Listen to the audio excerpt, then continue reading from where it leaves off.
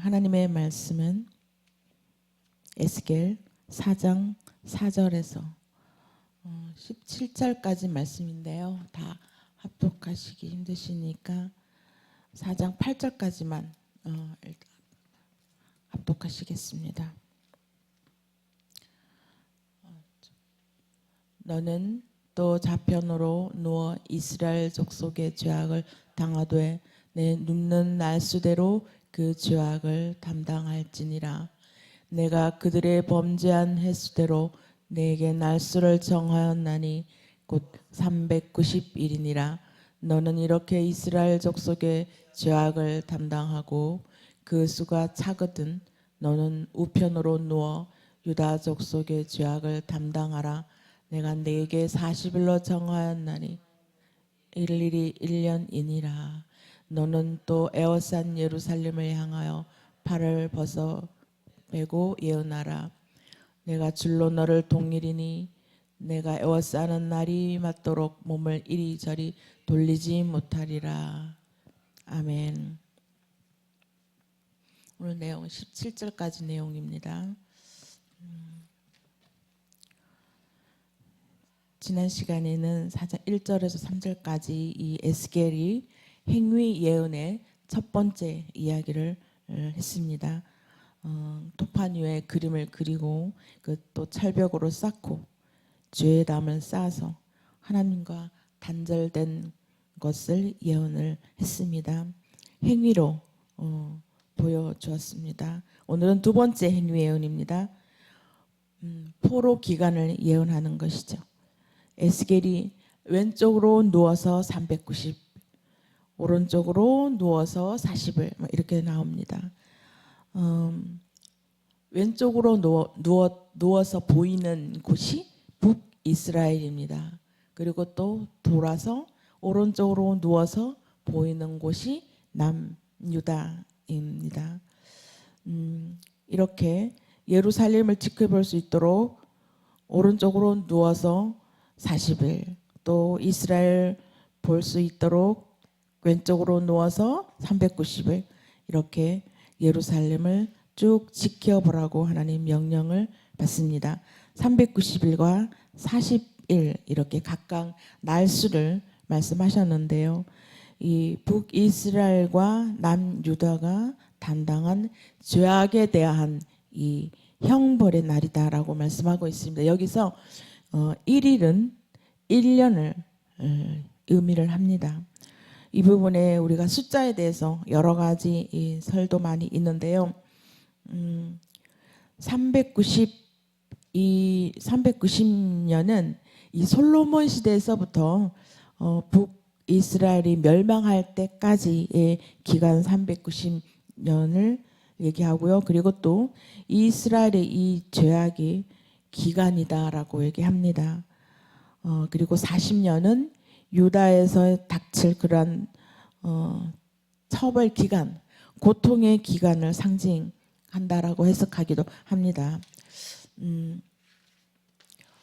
390년과 40년을 더하면 430년이 되는 거죠. 이 애굽에서의 포로 기간과 딱 동일한 날짜, 시간, 해이죠. 그리고 바벨론 포로 기간이 있을 때까지 그들의 죄값을 치러야 하는 그러한 상징적인 포로 기간을 묘사하고 있습니다. 이 430년 상징적으로 표현하고 있죠.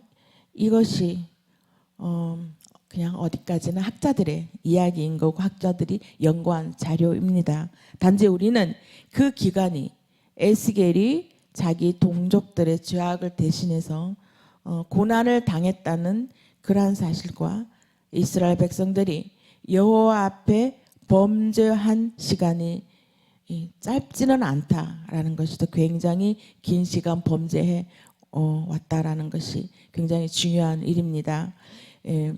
북왕국 이스라엘이 390년 동안 죄에 대한 형벌, 그리고 남유다는 40년 동안 이 죄에 대한 형벌이 임했죠. 근데 북왕국이 더 많은 범죄를 저질렀다는 것을 보여주고 있습니다.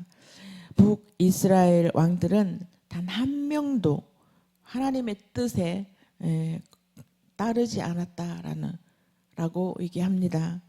그 반면에 남유다는 그래도 하나님의 뜻을 따르는 선한 왕들이 있었다는 것이죠. 그래서 고통당한 횟수가 짧은가 봐요. 40년.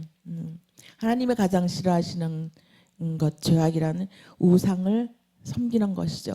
북이스라엘은 엄청난 우상을 섬겼잖아요. 그리고 남유다에는 선한 왕, 뭐 히스기야, 요시야 이런 왕들이 우상을 멀리하고 이렇게 하나님 앞에 선한 왕으로 인정받는 그런 왕이었지요. 우리가 9절 이하에 쭉 보면 뭐 밀과 보리, 콩 여러 가지 이제 곡식들이 나오죠. 에스겔에게 이 포위될 때의 비참한 상황을 9절 이하에 쭉 나옵니다. 에스겔이 뭐 밧줄에 묶여서 누워서 꼼짝 못하게 이렇게 오른쪽 왼쪽 이렇게 많이 하죠. 그래 이제 먹는 것까지 얘기합니다. 이 9절 이하에는 세 번째 행위 예언을 보여주고 있습니다. 예루살렘 성이 포위될 때의 비참함을 지금 나타내주고 있습니다. 그 전에 북이스라엘이 하나님께 더 많은 죄를 범해서 390년 동안 고난을 당했다라고 좀 말씀하고 있는데요. 지금 하나님 앞에 더 많은 죄를 저질렀다라는 것을 보여주죠. 우상을 더 많이 섬겼다. 근데 현실을 돌아보면 다음 주 돌아오면 바로 우리나라도 대통령 선거가 있는 주간이 됩니다. 그 기간 동안 우리는 많은 기도를 해왔고 또 특히 크리스찬 하나님의 사람들이 이 나라를 위해서 나라의 대통령을 위해서 많이 기도를 해왔습니다. 어떤 리더가 이 나라의 리더가 되냐에 따라서 이 나라의 하나님 보시기에 아름다운 나라인지 아닌지 결정되는 순간이죠. 하나님께서는 이미 우리 나라를 함께 하셨고 지금 이렇게 경제 대국으로 부강한 나라로 만들어 주셨는데 우리가 감사를 얼마나 했는지 하나님 보시기에 너무나 죄가 많았지 않았는지 한번 돌아본 시간이 됐으면 좋겠습니다. 어떤 대통령이 하나님이 보시기에 합당한 대통령이 누구인지 우리가 선거도 참 잘해야 될 것 같아요. 이렇게 하나님께서 원하지 아니하는 우리가 행위를 했을 때 주님께서 우리에게 나타내 주는 것은 어마어마한 결과를 보여주고 있습니다. 여기에서도 북이스라엘에 이렇게 우상 숭배가 더 강하였기 때문에 하나님께서 더 많은 비참함을 고통을 당하게 했다는 것을 에스겔 선지자를 통해서 우리가 알 수 있습니다. 예루살렘이 성이 포위될 때 이 비참함을 쭉 보여주고 있습니다. 하나님께서는 에스겔에게 꽁꽁 묶인 채로 예루살렘 성이 새겨진 그리고 흑벽돌을 주시하면서 왼쪽으로 누워서 390일을 보내고 그 동안 아주 적지 않은 양의 음식을 먹으라고 하는 게 있습니다. 하나님의 사람이니까 이렇게 순종하면 할 수 있겠죠. 나한테 이런 일이 주어졌으면 과연 나는 어떻게 감당해냈을까 그런 생각이 들었습니다. 하나님께서는 정결 규례에 어긋나는 명령을 하십니다. 즉 떡을 만들 때 인분으로 불을 피워서 그것을 먹으라고 합니다. 구워서 먹으라고 인분으로 불을 피워가지고 구워서 먹는 것은 굉장히 부정한 떡을 먹으라고 하는 것을 명령하십니다. 에스겔이 이해가 되지 않는 부분이었죠. 하나님이 어떻게 인분으로 구워 먹게 하십니까? 에스겔은 하나님께 간구합니다. 나는 이것은 도저히 못하겠습니다. 어떻게 부정한 떡을 저에게 먹으러 가십니까? 에스겔에게 간독한 에스겔이 하나님께 간곡히 요청합니다.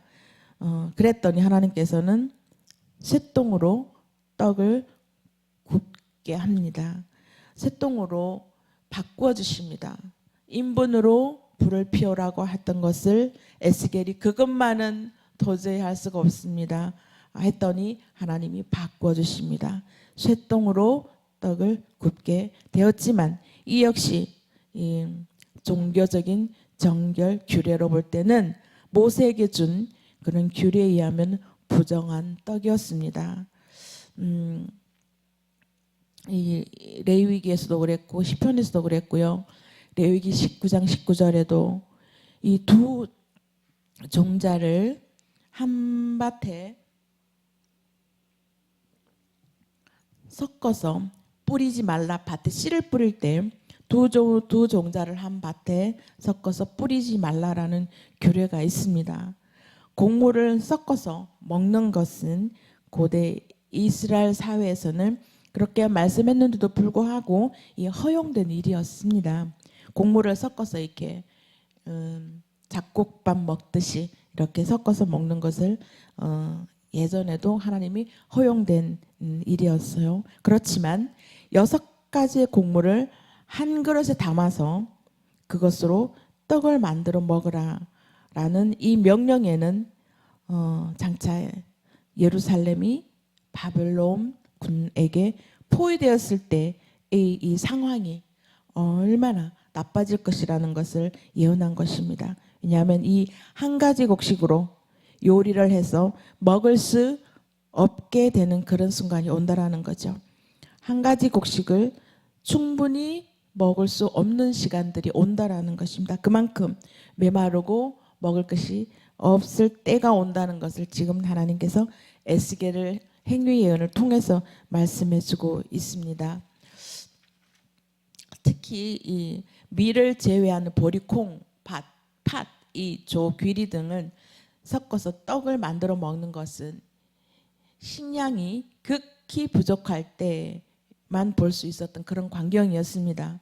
그 10절, 11절 이하에 에스겔이 먹을 수 있는 이 곡식의 양이 있는데요. 날마다 매일 20세겔 약 230g을 먹으라고 그랬습니다. 아주 작은 양이죠. 종이컵에 그 정도의 양인데 물은 6분의 1 흰으로 제한되어 있습니다. 그건 약 610ml의 물을 하루에 이렇게만 먹으라고 하나님 명령하고 있습니다. 에스겔은 안 됩니다. 뭐 인분으로 이렇게 해서 안 됩니다라. 인분으로는 바꿔주세요 해서 쇠똥으로 바꿨죠. 하나님이 에스겔이 간곡한 요청으로 쇠똥으로 바뀌었지만 하나님께서 인분으로 연료를 삼으라고 명령하신 것은 예루살렘 성 안에 연료도 그리고 쓸 나무가 하나도 없게 된다는 것입니다. 동물들마저도 씨가 마르게 될 것임을 예언하고 있는 것입니다. 에스겔이 정결 규례상 부정한 떡을 먹게 하신 것은 이스라엘 백성들이 포로가 되어서 타국으로 뿔뿔이 흩어지고 끌려갔을 때 그곳에서는 부정한 떡을 먹을 수밖에 없을 것이라는 것을 예언하고 있는 것입니다. 사실은 이 행위 예언으로 보여주신 것이죠. 그만큼 포로가 되어서 먼 타국에 갔을 때 이렇게 먹을 것이 없고 예루살렘 성 안에는 동물 똥마저도 귀할 정도로 먹을 것이 하나도 없음을 보여주고 있는 것입니다. 학자들은요, 이 장면에서 하나님께서 이스라엘에게 끝까지 순종할 것을 요구하는 것이죠. 예, 그뿐만 아니라 또 하나님께서 우리에게 또 에스겔에게 허락한 것, 원하는 것을 하나님은 허락하셨다라는 것입니다. 에스겔이 인분똥으로는 절대로 빵을 구워 먹기 어렵습니다. 간청했을 때 하나님께서는 쇠똥으로 바꾸어 주신 것을 보셨습니다. 이것을 에스겔이 원하는 바를 하나님께서 허락해 주셨다는 것이 굉장히 의미가 있는 것입니다. 이러한 허락은 주시고자 하는 이 예언의 메시지가 조금 약화될 수 있음에도 불구하고 이 하나님께서 바꿔줄 수 있는 이런 놀라운 은혜가 있는 것입니다. 이렇게 하나님께서는 우리가 간곡히 하나님께 요청했을 때 방법론을 바꿔줄 수 있는 그러한 은혜가 있는 것입니다. 에스겔에게도 절대로 바꿀 수 없고 하나님이 명령하시면 그대로 해야 될 줄로 알았지만 에스겔이 하나님께 간곡히 바꿔달라고 요구했을 때 하나님께서는 그것을 바꿔주시는 그때 하나님의 은혜도 우리가 볼 수 있습니다. 하나님께서는요, 하나님의 종을 격려하시고 또 그가 간절하게 부르짖는 그런 부르짖음을 우리는 다 듣고 계시고 있다는 것이죠. 그의 배려에서 항상 은혜를 베푸신다라는 것입니다. 우리는 간곡한 부르짖음, 간절히 부르짖음, 강권하여 부르짖었을 때 우리에게 하나님께서 은혜를 베푸시는 것입니다. 그 원래의 하나님께서 전하고자 하는 그 메시지는 그대로 두고 방법을 바꿨으라도 하나님께서 우리에게 베푸실 은혜가 크시다는 것을 여기서도 보여주고 있습니다. 우리가 간절히 강건하여 부르짖으면 하나님의 계획일지라도 하나님 우리에게 세운 계획일지라도 돌려서 바꿔주시기도 하고 또 들어주신다는 것이죠. 그리고 은혜를 베풀어 주신다는 것 우리는 생활 가운데 우리는 늘 느끼고 있습니다. 하지만 인분에서 쇠똥으로 바뀌었을 뿐이지 극심한 연료 부족난에 시달릴 것을 타국에서 부정한 떡 먹을 것이다 라는 것을 메시지의 이 본질은 절대로 변하지 않는다. 하나님이 우리에게 주실 그 메시지는 변하지 않는다라는 것이죠. 방법론이 조금 바뀔 수 있어도 그 본질은 절대로 변하지 않는다. 바꾸시지 아니하신다라는 것입니다. 에스겔에게서 허락하신 이 쇠똥 불을 가지고 조리 연료를 사용했다라는 건요. 이 남방 연료로부터 이때부터 고대의 일부 나라에 사용되어져 왔다고 그럽니다. 그다음에 이제 오늘 마지막 4장 17절에 쭉 마지막 절에 보면은 후반절에 떡과 물이 부족하여 피차에 두려워하여 떨며 그 죄악 중에서 쇠폐하리라라고 말씀하고 있습니다. 쇠폐하리라라는 것은 어떤 존재가 부패해서 사라져버리는 것을 의미하는 것이죠. 여기서는 그 의미보다도 비유적 의미로 심령이 곤고해지고 영혼이 완전히 메말라 버리는 것을 의미하고 있습니다. 이 모든 내용을 에스겔이 상징적인 이 몸소 행위를 통해서 이렇게 전달하고자 하는 것입니다. 포로들의 이 죄 때문에 또 예레미야는 눈물로써 그리고 에스겔은 행동으로써 우리 망할 것이라는 것을 경고했습니다. 오늘날 우리에게 어떠한 메시지로 나에게 어떠한 메시지로 나를 깨우고 계실까요? 그 메시지를 깨닫게 하기 위해서 우리 날마다 하나님 앞에 나아가 엎드리죠. 그리고 날마다 말씀 안에 있고 그 깨닫기 위해서 하나님의 말씀을 받기를 우리는 기도하고 기다리고 있는 것입니다. 과연 또 얼마나 말씀에 순종하였는지 우리가 하나님께 간절히 강권적인 그러한 부르짖음이 있는 그러한 시간들이 얼마나 나에게 있었는지 한번 돌아보는 시간이 되었으면 좋겠습니다. 하나님께서는 우리에게 하나님의 언약이 있었죠. 하나님의 백성들에게 주실 그 언약을 끝까지 지키기 위해서 이렇게도 해보고 저렇게도 해보고 그랬지만 우리의 죄성으로 인해서 날마다 우리는 죄를 더 가까이 하는 경우가 너무나 많습니다.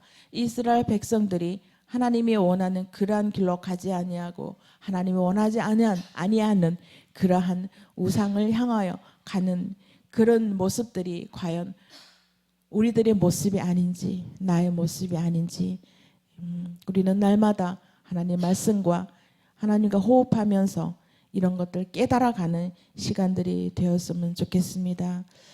나에게 주시는 메시지가 분명히 있는데 내가 하나님 앞에 향하지 아니하고 있으면 그 메시지를 깨닫기가 어렵죠. 날마다 하나님 말씀 또 하나님 앞에 호흡하며 강권적으로 간절히 기도했을 때 하나님 내게 주실 그 메시지를 깨닫는 그러한 순간순간들이 다 되었으면 좋겠습니다. 우리가 메시지를 깨닫지 아니하였을 때는 내가 어떤 행위를 해야 될지 그것이 분별하기가 어려질 때도 있습니다. 그래서 우리는 날마다 에스겔에게 하나님께서 메시지를 주셔서 어떤 행위를 하게 한 것처럼 우리에게도 하나님이 어떤 메시지를 주셔서 행하라라고 하는 일들이 분명히 있을 것입니다. 그런 것들을 깨달아 하나님께 순종하는 그러한 시간들이 되었으면 좋겠습니다. 다 같이 기도드리겠습니다. 하나님 감사합니다. 오늘도 귀한 시간 허락하여 주셔서 하나님께 귀한 말씀을 듣게 하시니 감사합니다. 에스겔을 통하여 하나님 에스겔의 행위를 통하여 하나님은 많은 것들을 예언을 했지만 깨달아 알지 못하는 무지함 때문에 결국은 하나님 흩어지는 이스라엘 백성들을 보게 됩니다.